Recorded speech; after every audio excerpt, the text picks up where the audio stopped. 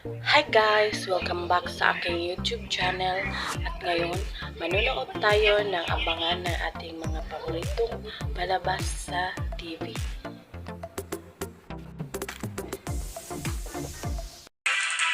nagbubuklod sa atin. Si Lola Rosario?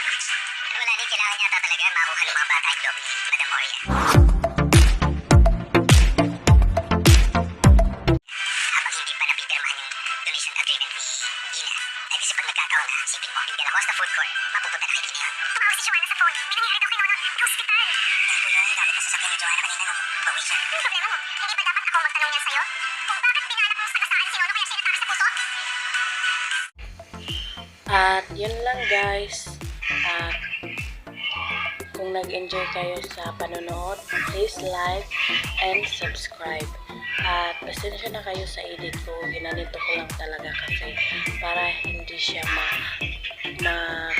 alam nyo na, hindi ni YouTube.